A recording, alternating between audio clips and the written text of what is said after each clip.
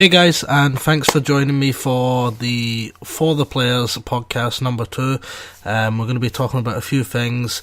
The first of which is the Bethesda announcing their first ever E3 conference. Also, we'll get into Nintendo and their YouTube program. Talk a little bit about a Nintendo game which I'm really excited for, Xenoblade Chronicles X, and then finally I just want to talk a little bit about what franchises do we think that Telltale Games could take under their wing and do something special with, a lot like what they've done with the Walking Dead series. So let's get into the first thing, because oh my god, I'm so excited. I think this means Fallout 4, guys. I'm pretty sure it means Fallout 4. If it's not Fallout 4, I can't see it not being. If it's not, I'm going to be so disappointed. But yeah, Bethesda have announced their first ever E3 conference, press conference, or whatever, on stage. So, and the significance behind that is obviously what a lot of people forget with Bethesda is they've got a lot of great IPs under their control. You got the Doom, Wolfenstein, Dishonored, I think Rage as well. I don't know if they own that completely, but yeah, and then obviously Elder Scrolls and the Fallout games. I think a lot of people just think of Bethesda as the Elder Scrolls and Fallout owners, so a lot of people don't realise they've got some other great stuff there. And there have been rumours of Dishonored 2. Obviously Doom 4 has been in production for a long time, and I'm pretty sure after the success of Wolfenstein just last year, a game which I personally loved, and could see why investing in a sequel to that would be worthwhile.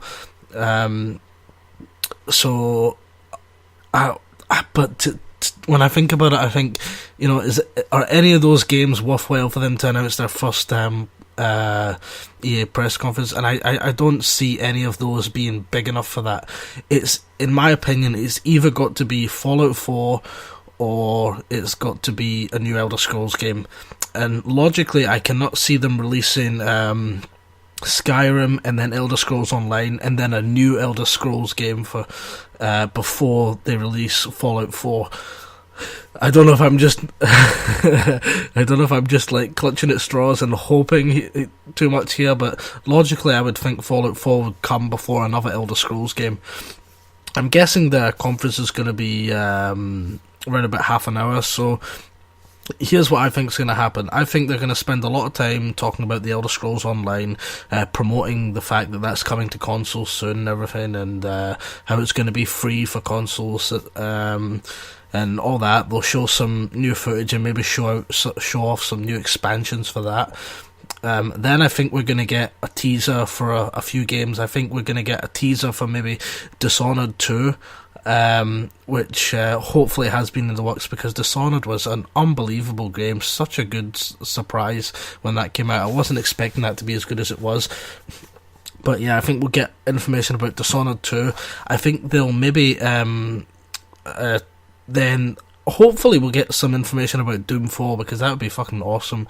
I don't think a new Wolfenstein will be ready to be shown, so I don't think we'll see anything about that, but I think they'll talk about hopefully about Dishonored 2 and Doom 4, and then I think before they leave, I think they will announce the big thing that they want to do, and that'll be Fallout 4, and hopefully it'll be coming out at the end of the year. If not, I hope it's not too long to wait. But yeah, I think I'm trying to scratch my brain at what else it could be. That's all I can think is of those scenarios. What I would also love to see there is if they were to announce something like Fallout 3 and Fallout New Vegas bundle, hopefully with a physical release, not digital only, but coming to PlayStation 4 and Xbox One, the new consoles. That would be amazing. with all new achievements and all new trophies. That would be fantastic if they could do that. Or even Skyrim on PS4 and Xbox One. That would be phenomenal as well. Or an Elder Scrolls collection. That would be unbelievable with Morrowind, Oblivion, and Skyrim all in the one package. How good would that be? But I think the reason that they've took the time to that they're going to take the time to do a press conference is because they've got something really, really big that they want to get out there, let everyone know it's coming, and then hopefully by the year it'll be out, and I'm assuming that's Fallout 4. Now, that's a game I've been waiting for personally for so long, because Fallout 3 is one of my all-time favourite games. I went into that after being blown away by Oblivion. Oblivion was really my first RPG that I understood, and when I say that, I mean I'd played RPG games growing up on the Sega Mega Drive and whatnot and stuff like that, but I never really understood when I was younger, when I was a kid, like the concept of RPGs, because no one ever explained it to me. I was always like really kind of only understood, shooters or platformers, because platformers, you just go from point A to point B, you jump and you make it to the end of the level. I didn't understand why the world was open in RPGs, and why, like, I didn't understand, like, what do I do? Where do I go? And I didn't understand that until I finally got into Oblivion, and Oblivion was the game that got me hooked on RPGs and made me go back and play all those RPGs that I didn't understand when I was younger. I remember playing games like Digimon World and being stuck on the PlayStation 1 and not understanding like what to do properly, but Oblivion really, really hooked me on that. And then when Fallout came out, Fallout 3, at the time I was like hoping for another Elder Scrolls game after being blown away by Oblivion, so I wasn't going into Fallout like extremely excited, but I bought it based off of my experience with Oblivion, and oh my god, the game, I really can't pick a favourite between Oblivion and Fallout 3, because they're both they're so unique in different ways, but very similar at the same time, and I love them both to death. And Fallout, I've still never got round to playing Fallout New Vegas, which is a shame.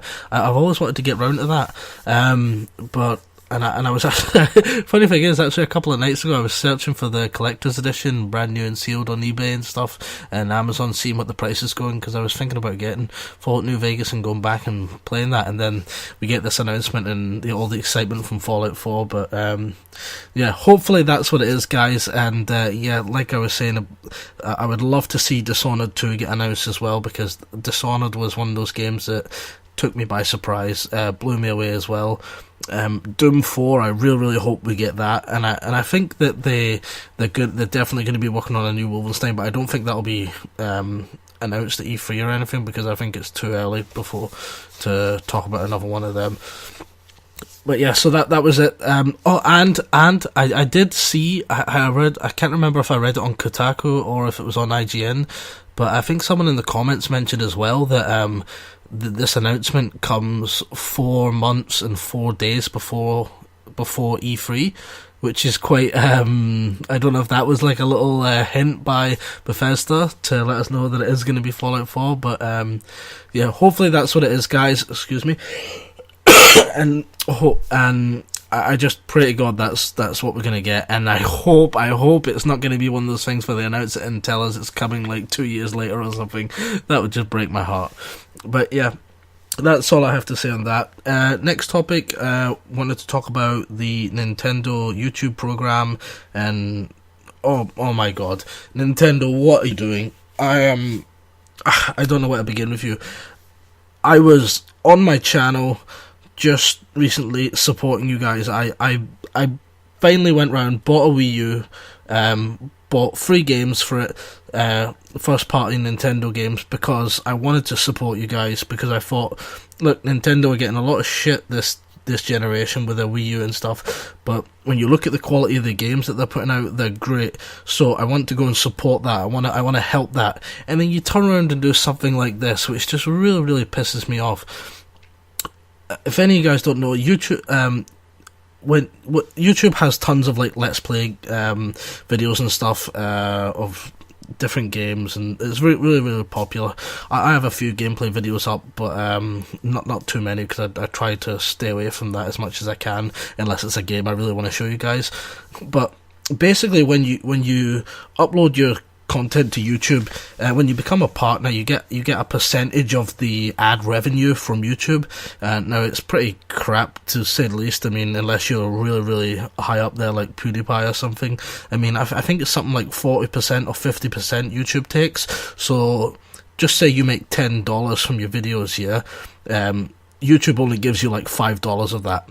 Now what Nintendo are saying, they want to come in and do is saying, okay, we're not going to flag your videos like we have been doing in the past. We're not going to take them down and get your channels banned anymore. We're going to allow you to sign up for our program, which allows you to make money off of the Let's Plays with our IPs in it, like Mario or something. Also, that sounds great, yeah? But then you start to read more, and apparently Nintendo want to take, I think, what is it they're taking? They're taking 70% of the money you make. Now, and this is the point here that's really important. It's not they're not taking anything away from YouTube. YouTube still take their 50%. Then the 50% that you're left with, Nintendo are taking 70% of that. So your $5 from your $10 that you originally made now becomes $2. You're left with nothing, really. You know, it's bullshit. And a lot of people on here, you know, put a lot of time into their videos. I mean, me personally, the unboxings are pretty quick, you know, easy to make and stuff. But I do try to spend a lot of time on my channel doing different videos and stuff. And, you know, it's really upsetting to see a company do something like that, because it's not like they're saying, okay, so YouTube take 50% away from you, so okay, so we want to take 70%, so we'll take, you know, 35% from YouTube and 35% from you. You know, it's not like that. And even 35% is still, I mean, it's ridiculous. They're taking 70% of your already halved product, or your halved sorry, what am I trying to say? They're taking 70% of your already 50% cut profit, which is ridiculous.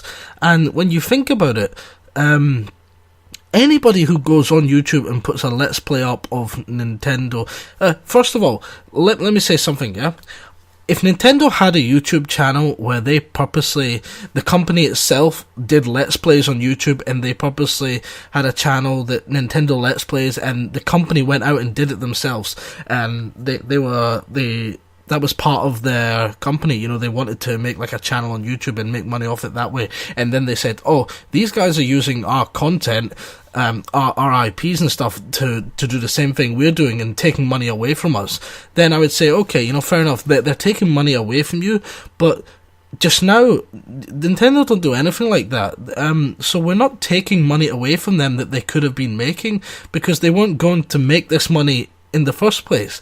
And when you think about it, it's advertising these days costs so much. Advertising, you know, to get bits on TV and stuff is a lot of money. The best advertising you can get is on YouTube, if you're a gaming company, because I would guarantee you that 99% of people who love video games go on YouTube before the game's out. They check gameplay of it. They go on IGN. They read up about it. Mainly they go on YouTube, though. They want to see gameplay of it. They want to hear people talk about it. They want to see previews about it. They want to watch trailers about it. They want to get hyped. All this is advertising that helps get your games sold. When someone makes a let's play of Captain Toad, for example, and then 100 people go on and watch it, if just 10 people if everybody in that likes it, not everyone's going to go and buy it, but the majority, some people will look at that and go, wow, that game looks amazing, I actually want to go and play that myself, I want to go and buy that. And video games are different to movies and stuff, because if you put up a movie there, yeah, you might say, well, you can't put movies up, so why can't you put Let's Plays of video games up? Well, here's the difference. If you put a movie up on YouTube, I can watch that movie on YouTube. I don't then want to go and buy that movie in the shops, because I've just watched that movie on YouTube. If someone puts the game up, yeah, I'm watching someone else play the game. I still want to go and play that game. There's a big difference there, you know. If someone puts music up there, you know, I can listen to it on there. I don't need to go and then buy the CD or something. But with games, it's different. You watch, a lot of people watch video games, people playing Let's Plays, because they are excited about the game, and they've, like, just saying maybe not got enough money for the game just now, so they just want to keep watching it because they're so excited about it until they can afford to get it. Maybe the game's not released yet, and they just want to see how it plays first. People might not be sure about the game, and they want to get an idea from watching footage of someone else playing, if that's the type of game that they would enjoy playing, they'd be interested in. And all it does is promote their company and give them free advertising. I cannot understand why. Legally, yes, they can technically say you cannot put up Let's Plays of us, but when you think about it, if I've went out and I've purchased this Wii U, yeah?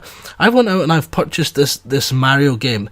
I've went out and I've purchased the capturing footage. I've went out and purchased this laptop. Everything in here I own. I own everything here. I've paid them for this stuff. All I'm doing is recording myself playing the game. I don't see why Nintendo would want to take any money away from me from doing that. I'm not preventing them making any money, and I'm not doing anything other than giving them free advertising, and it really upsets me. And I watched just a few weeks ago, if any of you guys watch Happy Console Gamer, Johnny was talking about how, you know, he's such a fanboy that he I think he was trying to make the point that he's such a fanboy that he can't get angry at them, but it's like they keep disappointing him, and I just thought it's so sad, you know. It's so sad. Here's a guy who loves your company, wants to support your company, wants to spread the word, wants to say positive things about you guys, and you're going and you're treating him like utter shit. It's just ridiculous. And I tell you what, you know, that my next topic that I want to talk about in this video is Xenoblade Chronicles X, which is exclusive to the Wii U, because I think it looks phenomenal, and I'm so tempted to not go out and buy this game now, or buy any more Nintendo games, because I'm so upset with the way that they're treating people. And listen, you can be a big Nintendo fanboy, you can grow up with the NES and everything. You should not support companies that do things like this. Sony and Microsoft, even Microsoft, for fuck's sake, even Microsoft are not doing this. My god, even the biggest dickheads in the world, Microsoft, even they're not stupid enough to do this, because they understand these people are giving you free advertising. They're playing your games, they're helping spread the word on YouTube, which is the biggest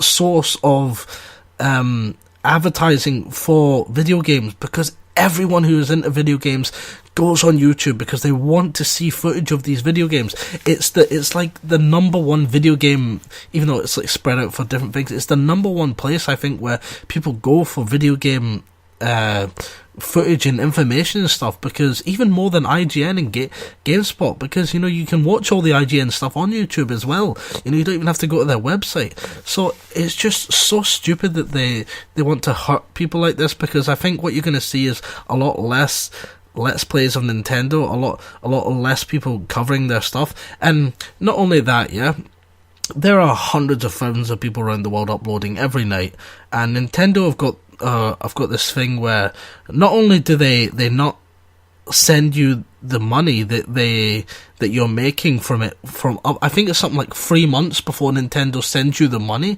So not only do you have to take a lot less money, you have to wait like up to 3 months to get the money that you've made off before Nintendo can verify it or something like that.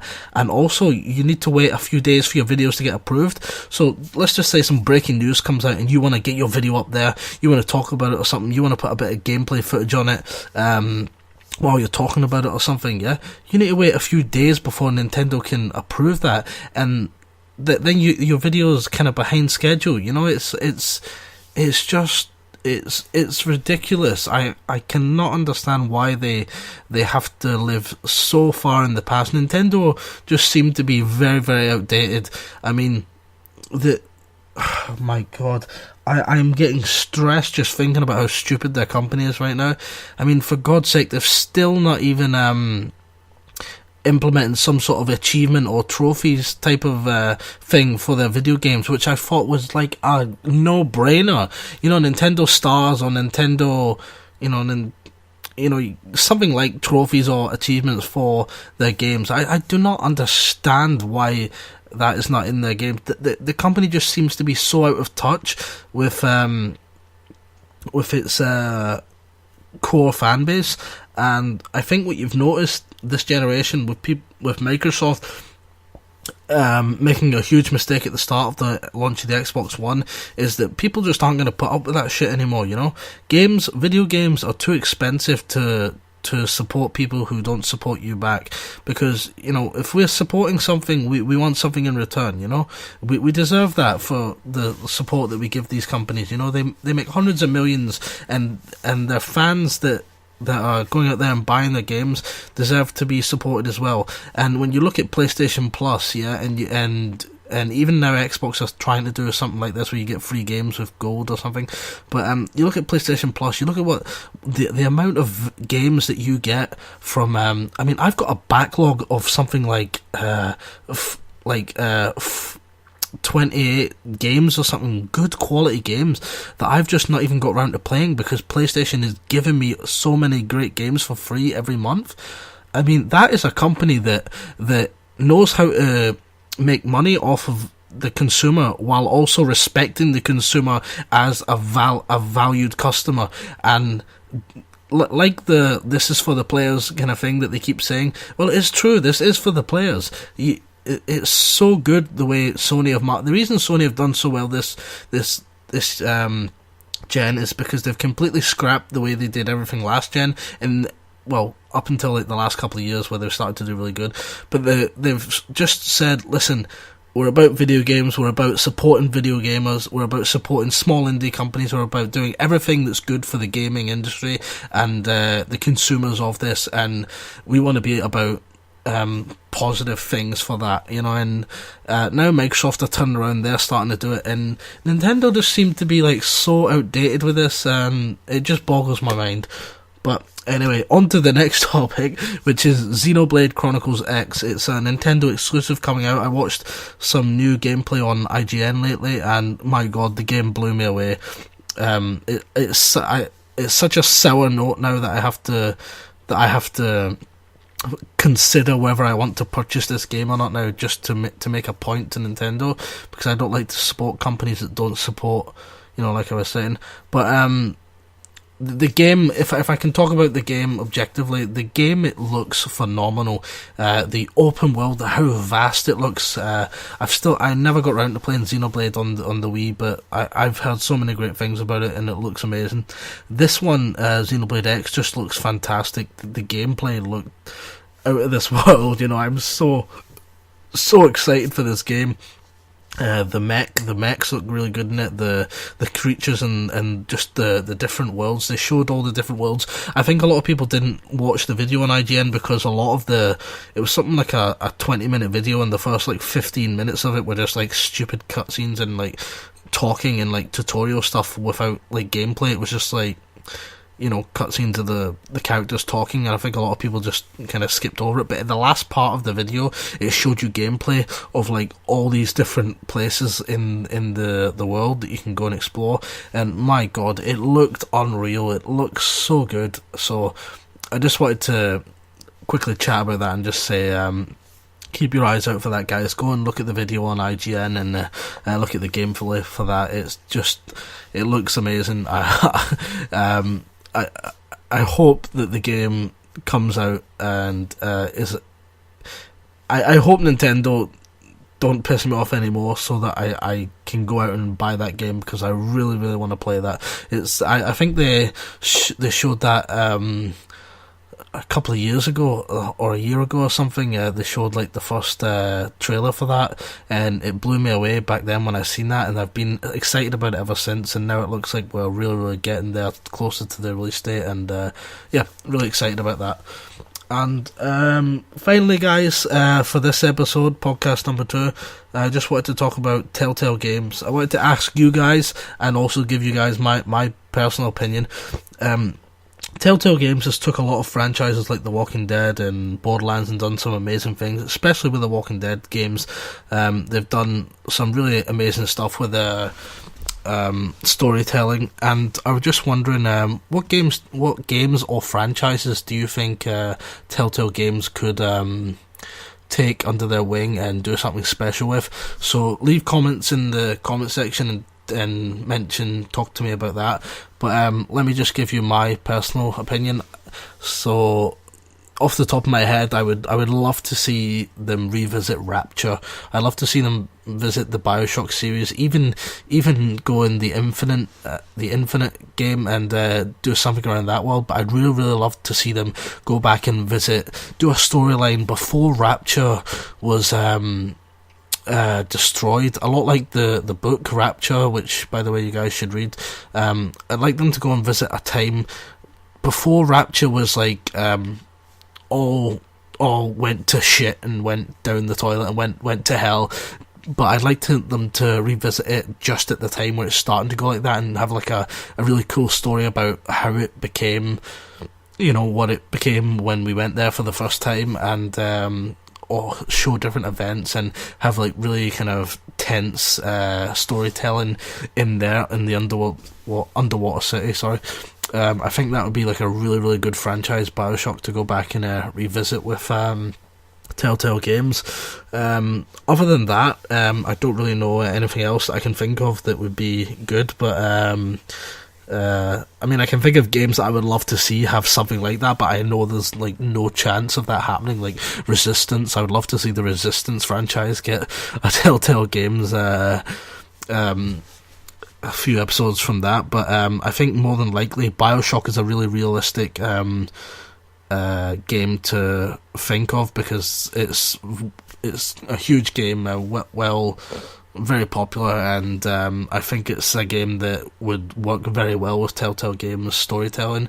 So yeah, guys, that's pretty much everything I just wanted to say for this podcast. That's number 2.